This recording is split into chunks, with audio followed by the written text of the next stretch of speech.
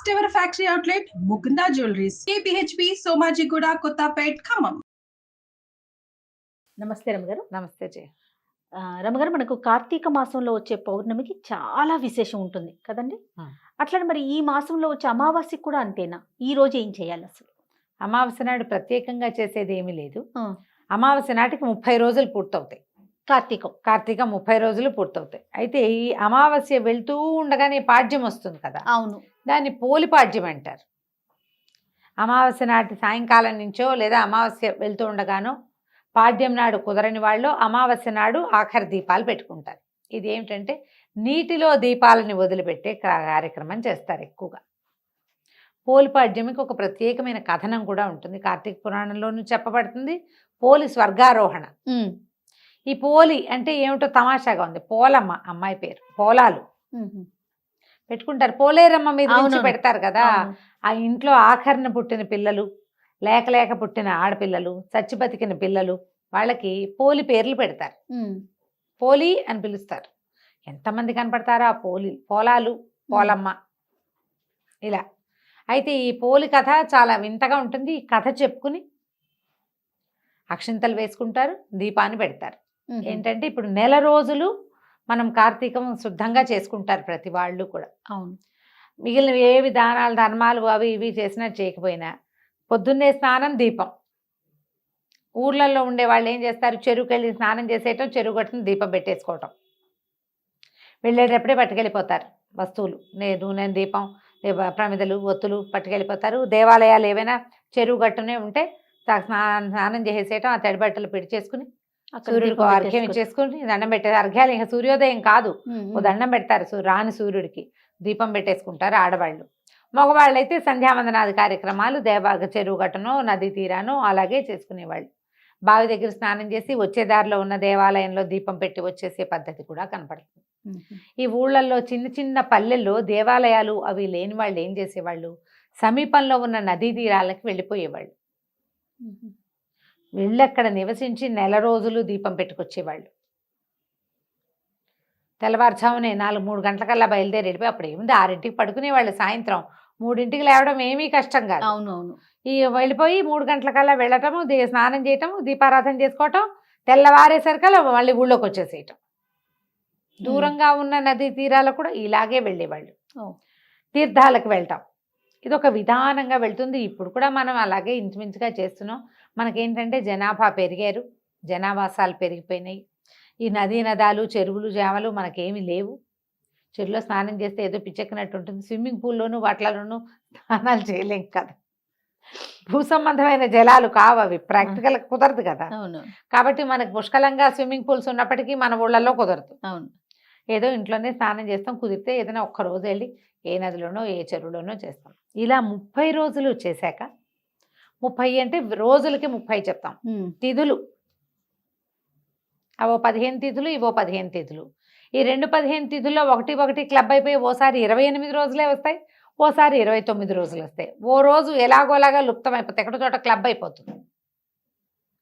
ఇన్ని రోజులు పెట్టి ఈ అమావాస్య నాడు 30వ రోజుగా పూర్తి చేసుకుంటారు. చేసుకుని అమావాస్య నాడు సాగనంపకుండా పోలి స్వర్గారోహణ పాడ్యమి నాడు చేస్తారు. పాడ్యమి నాడు ఏం చేస్తారు, ఇట్లా తెల్లవారుజామునే అదే లాస్ట్ దీపం. మన అరటి డిప్పలు దొరుకుతాయి కదా, అరటి డిప్పకి చిన్న చిన్న హోల్స్ చేసి, ఆ హోల్స్ చేయడం కూడా మా చిన్నప్పుడైతే నాకు తెలిసి ఈ మందు సీసాలు ఉండేవి చూడు, బాటిల్స్, టానిక్సే బాటిల్స్, వాటికి మూతలు రేకు మూత కదా, ఆ రేకు మూత ఇలా గుచ్చి ఇట్లా తిప్పితే ఆ డిప్ప ఊడొస్తుంది. అందులో ఆవు నేతిలో ముంచిన ఒత్తిని అందులో వేసి వెలిగించి నీళ్ళల్లో వదిలిపెడతారు. అవును, నీటిలో వదిలిపెడతారు.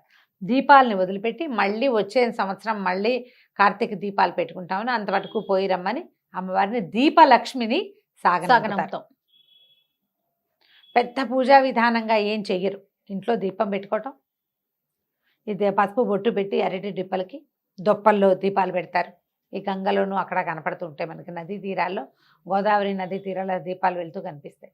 అరటి డిప్పల్లో చేస్తారు. ఇంత తట్టు మన రైతు బజార్ల నిండా అరటి డిప్పలు దొరుకుతున్నాయి ఇప్పుడు. మనకి ఇక్కడ నీళ్లు లేవుగా, ఏం చేస్తాం, అందుకని మనం ఒక టబ్లో వదిలిపెడతాం. దాని నియమం ఏమిటి, అమావాస్యతో నాడు తెల్లవారుజామున దీపాలు కనిపించడం వెలుగు. ఈ దీపాల వెలుగులో మన పితరులు ప్రయాణం చేస్తారు. ఇలాంటి దీపం మనం ముందు పెట్టాం. అది ఎప్పుడు నరక చతుర్దశి రోజున. అవును. సరిగ్గా నెల క్రితం కదా అవును, దీపావళి అవును. అమావాస్యకి పెట్టామా. అవును. దీపావళి అమావాస్య తర్వాత అక్కడి నుంచి నెల రోజులు చేసాం చూడు. అలాంటివే యమ దీపాలు ఇవి. ఇప్పుడు మన కార్తీకంలో 2 విశేషమైనవి చెప్తారు. జ్వాలా తోరణం ఒకటి చాలా అద్భుతమైందని చెప్తారు. తర్వాత ఇది ఈ వెళ్ళే దాన్ని చూసి దండం పెట్టుకోవటం. మనమే చేయలేకపోయాం, ఎవరో వేస్తారు, దండం పెట్టుకోండి, అది కూడా ఫలితాన్ని ఇస్తుంది. ఈ పోలిని పంపించటము, ఆ పోలిని పంపటం కాదు, జ్యోతిని పంపటం. ఈ పోలమ్మ కథ విశేషంగా చెప్తారనమాట. కథ బాగుంటుంది. పూర్వం ఒక నదీ తీరంలో ఒక రజక కుటుంబం ఉండేది, చాకలి వాళ్ళ కుటుంబం. 5 కొడుకులు వాళ్ళకి. అయితే వాళ్ళిద్దరు భార్యాభర్త బాగానే ఉండేవాళ్ళు. ఈ 5 పిల్లలకి పెళ్ళిళ్ళు చేశారు. ఆఖరి కోడలు పోలి. ఈ ఆఖరి కోడలు ఏంటంటే అది ఇంటి దగ్గర ఒక దేవాలయానికి అనుబంధంగా ఉన్న రేవులో పనిచేసేది చిన్నప్పుడు ఆ పిల్ల. అప్పుడేంది 10 ఏళ్ళకే పెళ్ళిళ్ళు చేసేవాళ్ళు కదా. ఆ దేవాలయంలో వచ్చే కృష్ణారామ అన్నిటికీ స్పందించి పూజా పునస్కారం, దానికి దీపం పెట్టుకోవటం, వేళకి మరి ఉపవాసాలు ఉండటం, గుళ్ళో దర్శనానికి వెళ్ళటము, గుడి ప్రసాద స్వీకారం మాత్రమే చేసి ఉపవాసం చేయటము, ఇలాంటి నియమాలు ఉండేవి. మంచి భక్తి కలిగిన పిల్ల. ఎప్పుడైతే ఈ భక్తి కలిగిన పిల్ల వీళ్ళ ఇంటికి వచ్చిందో వాళ్ళ అత్తగారికి వీళ్ళ ఊళ్ళో కొంచెం భక్తురాలని పేరుంది, పూజలు బాగా చేస్తుంది అని మంచి పేరుంది. గంగమ్మో ఏదో దాని పేరు. అయితే ఇంత పేరున్న అత్తగారు కోడలు వచ్చాక కోడలు భక్తి ఎక్కువైంది, అత్తగారి భక్తి తగ్గిపోయింది. కష్టంగా ఉండేది. అందుకని ఈ కోడల్ని ఏమీ పూజ చేసుకొని ఇచ్చేది కాదు, విపరీతంగా పనులు చెప్పేది. తను గుళ్ళోకి వెళ్తూ పెద్ద కోడళ్ళని నలుగురిని వెంటేసుకెళ్ళేది, కానీ చిన్నపిల్లని రానిచ్చేది కాదు. ఇంట్లో దానికి ఏదైనా కృష్ణారామ అనుకోవడానికి వీలు లేకుండా ఏది చేయనిచ్చేదే కాదు. పని పని పని, పాలు తీయాలి, వెన్న తీయాలి, అది తీయాలి, ఇది తీయాలని 100 పనులు చెప్పేది. ఊపిరాడని రకంగా చేసేది. ఇవి ఎట్లా అంటే సంధ్య దీపం ఇట్లా ప్రదోష వేళ దీపం పెట్టాలి కార్తీకంలో. సూర్యోదయానికి ముందు చేయాలి. సూర్యోదయానికి ముందు ఇంట్లోంచి బయటకు వెళ్ళనిచ్చేది కాదు స్నానానికి. పోనీలే సాయంకాలం దీపం పెట్టుకుందామంటే అన్నీ చేతి నిండా పనులు. ఇలాగే చేసేది.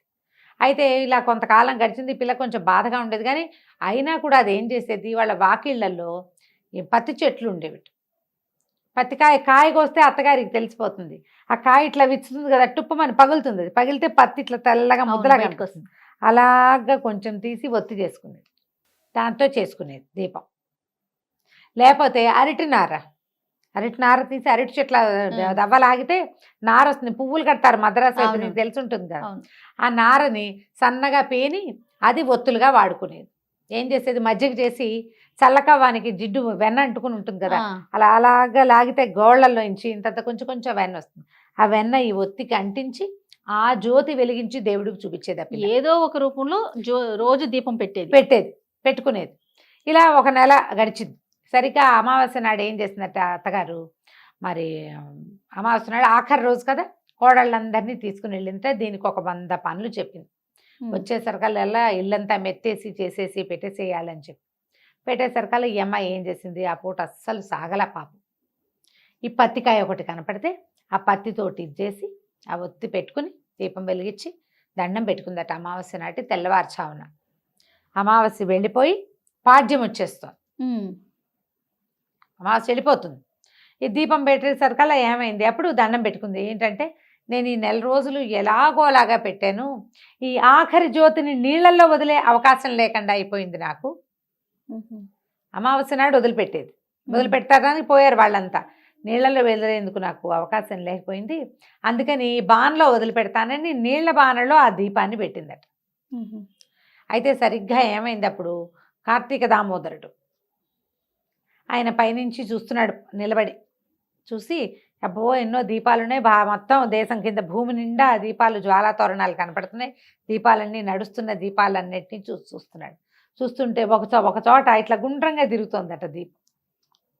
బాణలో ఉంది కదా. ఆయన ఈ దీపం ఏమిటని ఆసక్తిగా చూస్తే ఈ అమిత భక్తి కలిగిన ఈ చాకలి వాళ్ళ చిన్నపిల్ల, ఒక 20-18 ఏళ్ల పిల్ల కనపడింది. ఆయనకి ఈ పిల్ల నచ్చి తన పార్షదులను పిలిచి సశరీరంగా ఈ అమ్మాయిని తీసుకురమ్మన్నాడు. ఈ లోపల ఏమైంది, తెల్లారిపోయింది. పాడ్యం తెల్లారితే ఇంకేముంది, వచ్చేస్తారు కదా వీళ్ళు. అత్తగారు తోడుకోడళ్ళు అందరూ బయలుదేరారు ఇంటికి. వస్తుంటే పైనుంచి ఒక విమానం దిగుతూ కనపడిందట, రెక్కలున్నది. చూశారు, అమ్మో ఇంకేముంది, వాళ్ళ అత్తగారు బోళ్ళంత భక్తురాలు గంగమ్మ ఇన్ని రోజులు కోడళ్ళని వెంటేసుకుని 1 నెల రోజులు దీపం పెట్టింది, 1 నెల రోజులు కార్తీక స్నానం చేసింది, దానికోసమే వస్తుందంటే వీళ్ళ పక్క నుంచి ఆ విమానం ఎగురుకుంటూ పోయి పోలి వాళ్ళ ఇంటి దగ్గర ఆగింది. దిగి వచ్చినటువంటి విష్ణు పార్షదులు అమ్మాయిని, రామ్మ నీకు విష్ణు సాయుధ్యం లభించిందని దాన్ని ఎక్కించుకున్నారు.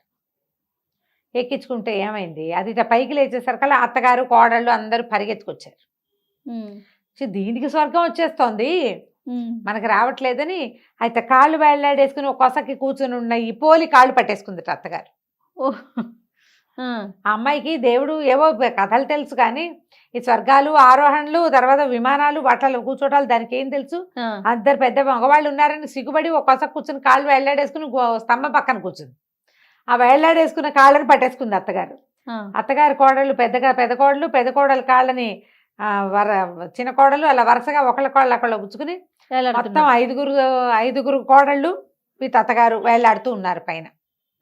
విమానం వెళ్ళిపోతుంది. ఇంతలో ఈ విష్ణు పార్షదుల లోపల కూర్చున్న వాళ్ళు చూశారు, ఎవరో వచ్చేస్తున్నారు, వీళ్ళంతా సశరీరంగా తమతో పాటు స్వర్గారోహణ చేస్తున్నారని.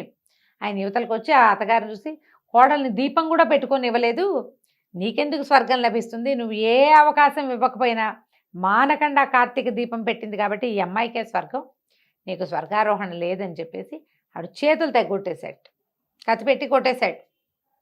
4 కోడళ్లతో సహా అత్తగారి భూమి మీద పడింది. ఎక్కడో తలా చోట పిట్టలాగా రాలి పడ్డారనమాట.